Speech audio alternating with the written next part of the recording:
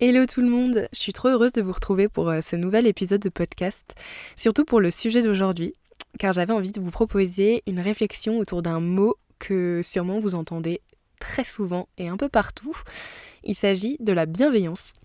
C'est un mot qui est devenu incontournable, voire attendu, envers les autres, envers soi-même, envers l'ensemble de la société, etc. Et qui est presque normé aujourd'hui. Comme s'il fallait être bienveillant en toutes circonstances, sans toujours vraiment se questionner sur ce que ça signifie. Et pourtant, j'ai l'intime conviction et sensation que la bienveillance est aujourd'hui souvent mal comprise. Donc ça va être le sujet de l'épisode d'aujourd'hui.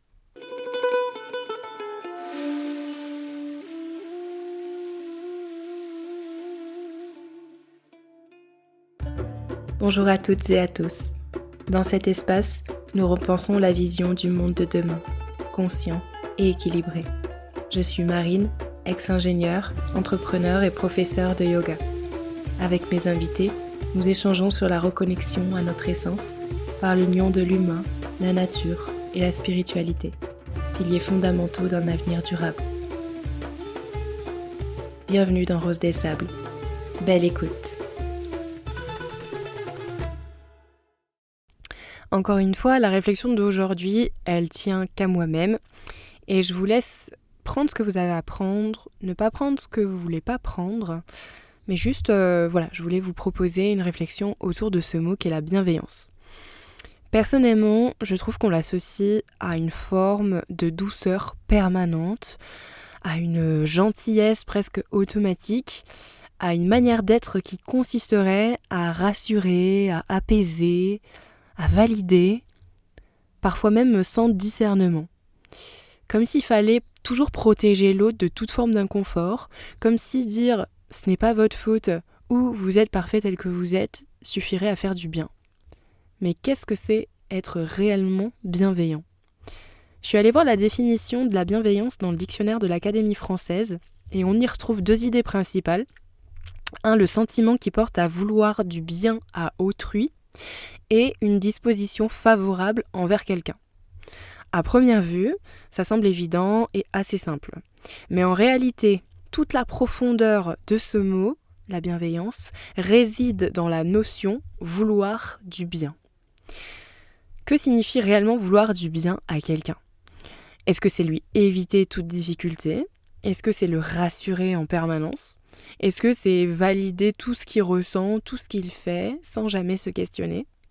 Ou est-ce qu'au contraire, ce ne serait pas chercher ce qui est juste pour lui, même si ça demande de traverser un inconfort ? Un jour, un ami m'a dit une phrase qui m'a profondément marquée. La bienveillance, c'est l'exigence et la bonté. Cette phrase, elle vient ajouter une dimension qui est super importante, voire essentielle, que l'on oublie souvent. C'est l'exigence. Parce que si l'on s'arrête uniquement à la bonté dans le mot bienveillance, à la gentillesse, à la compréhension, on risque parfois de passer à côté de ce qui aide réellement. Être agréable ne signifie pas toujours être utile, et être doux ne signifie pas toujours être juste. Pour illustrer ça, je vais vous proposer d'imaginer une situation très concrète. Il y a une personne qui a une plaie profonde à la main, une grosse infection s'installe, ça fait très mal et ça s'aggrave. Alors vous avez le choix d'adopter deux postures. La première posture, c'est de rassurer la personne, l'apaiser, lui dire que c'est injuste, que c'est pas de sa faute, tenter de soulager superficiellement la plaie. Alors sur le moment, ça va procurer un certain réconfort, mais le problème, c'est que l'infection, elle, continue d'évoluer et le problème s'aggrave. Ou bien, vous pouvez choisir une seconde posture, c'est d'accompagner cette personne vers un soin réel, même si ça implique de nettoyer la plaie en profondeur, de passer un moment désagréable, voire douloureux. Ça va pas être agréable, mais c'est nécessaire pour guérir. Donc de ces deux situations, où pensez-vous qu'il y a eu réellement de la bienveillance ? Si je vous donne un autre exemple qui va sûrement vous parler et qui est un peu plus drôle, c'est d'imaginer que quelqu'un a quelque chose sur le visage en face de vous. C'est quelque chose que la personne ne voit pas, mais que tout le monde remarque.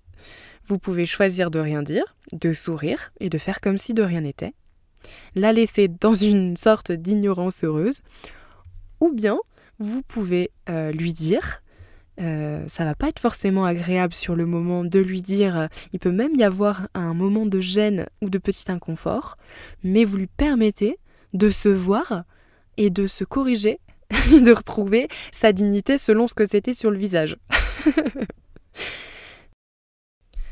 Pour vous passer un dernier exemple d'une expérience qui m'est arrivée tout récemment, la semaine dernière en fait, je suis un podcast qui s'appelle La vie suffit de Chloé Bloom, je ne sais pas si vous connaissez.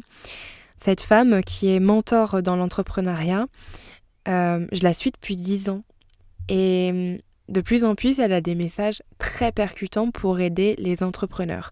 Et le sujet c'était transmettre des messages sur les réseaux sociaux mais sans savoir quoi dire.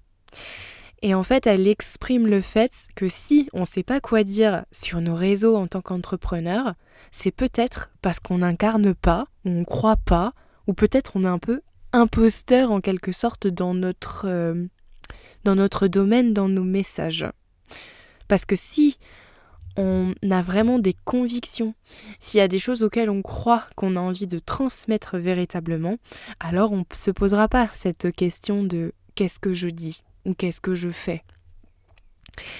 Et cet épisode, il est hyper percutant et on peut le prendre de 2 façons. Soit ça nous blesse, on se vexe, on se braque et on se convainc en fait qu'on est déjà sur le bon chemin et que c'est faux. Donc là, il y a l'intervention en quelque sorte de l'ego très fort. Soit on accepte cette réflexion, on regarde au plus profond de soi avec justesse, avec conscience et avec courage et on essaie de voir en quoi cela peut nous aider. Et c'était hyper intéressant d'écouter cet épisode. Je vous invite à aller l'écouter également parce qu'il peut s'appliquer aussi aux personnes qui ne sont pas entrepreneurs mais qui veulent faire passer des messages dans leur vie.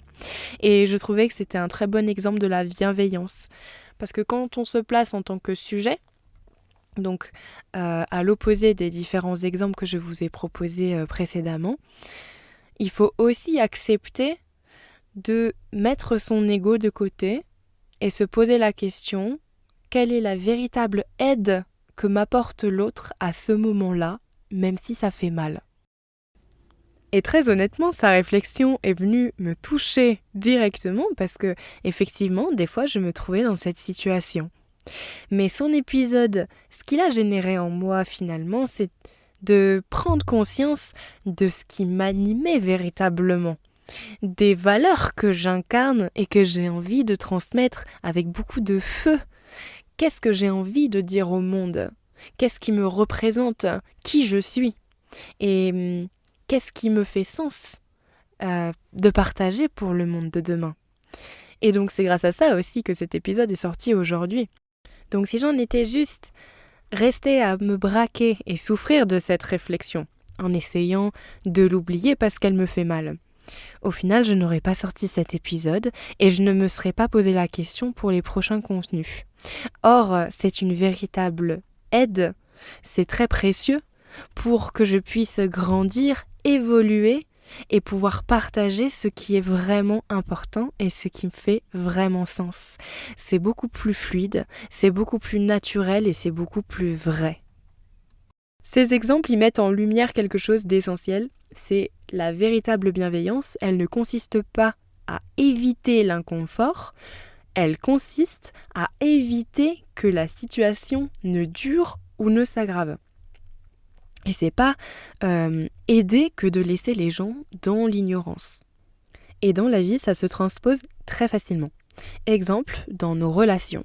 Il est souvent plus confortable de lisser les choses, d'arrondir les angles et de dire ce qui fait du bien sur l'instant, plutôt que ce qui permet de réellement avancer. Souvent par peur de blesser, par peur de déranger ou de ne pas être aimé. Alors on valide, on minimise et on contourne. Mais si l'on regarde honnêtement, il y a parfois derrière cette posture une forme d'évitement et même une forme d'égoïsme subtil. Celui de vouloir préserver son image, son confort, sa place dans la relation. Car dire la vérité demande du courage. Ça demande d'accepter de ne pas toujours être perçu comme agréable. Et ça demande de prendre le risque de créer un inconfort, plus ou moins temporaire, dans l'intérêt d'un mieux à long terme. Donc la véritable bienveillance est exigeante, parce qu'elle est sincère. Elle ne cherche pas à flatter, elle ne cherche pas à rassurer à tout prix, mais plutôt à aider réellement. Et parfois, aider réellement, c'est dire les choses que l'autre n'a pas forcément envie d'entendre. La vérité ne fait pas toujours du bien, mais elle permet de grandir. À l'inverse, ce que l'on pourrait appeler la fausse bienveillance agit différemment. Elle rassure, certes, mais elle enferme. Elle console, mais elle déresponsabilise. Elle apaise sur le moment, mais elle limite à long terme. En fait, elle installe une lecture du monde dans laquelle tout viendrait de l'extérieur, où il n'y aurait rien à ajuster en soi, et dans cette posture, on perd quelque chose de fondamental, sa capacité d'action. Et sans responsabilité, il n'y a pas de transformation possible. Et sans transformation, il n'y a pas d'évolution.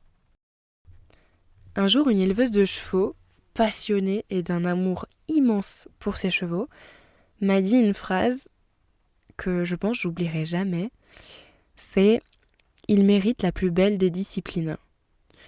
Cette phrase, à mes yeux, c'est une définition très juste de la bienveillance, parce qu'elle vient rétablir la notion de discipline qui est dans ce contexte pas une contrainte rigide ni une forme de dureté, mais elle est un cadre, un accompagnement, une structure qui permet à l'être de se développer pleinement.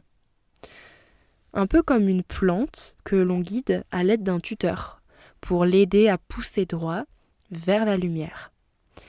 Sans ce tuteur, la plante pousse, mais elle peut se plier, s'affaisser et se fragiliser.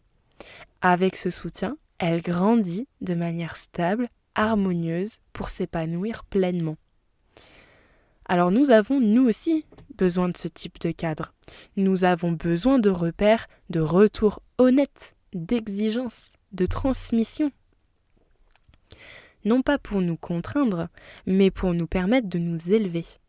C'est d'ailleurs très visible chez les enfants. Un enfant sans cadre, ni limite, n'est plus libre.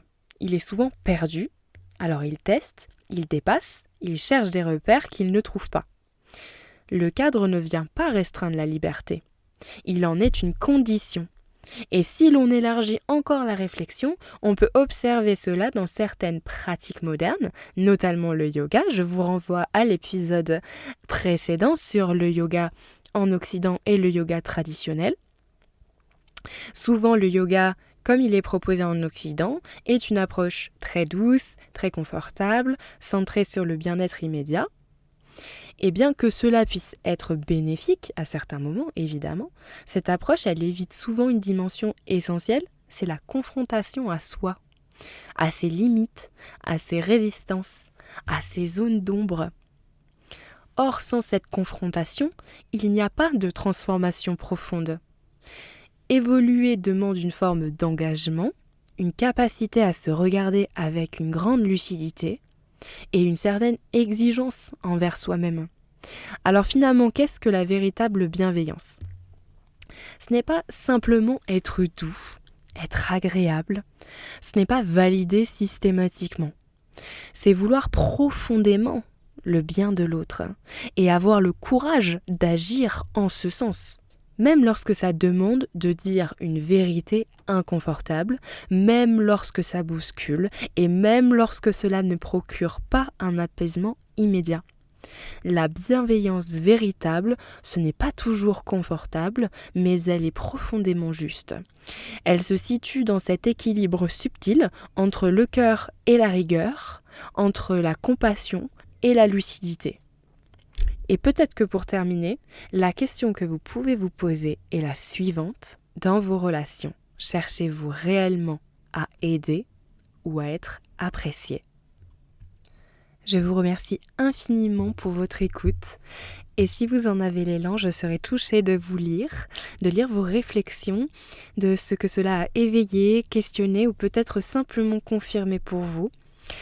Car c'est un sujet qui me tient particulièrement à cœur parce que derrière cette idée de fausse bienveillance, en quelque sorte, il y a quelque chose de plus profond, une tendance à nous victimiser, à nous déresponsabiliser, parfois même sans nous en rendre compte.